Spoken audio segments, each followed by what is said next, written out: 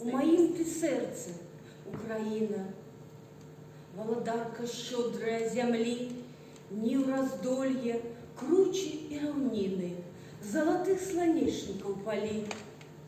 Вартая найщирей любові песни задушевные твоє. У твоей, такой пящотной, мовы чистини креница светло б'є.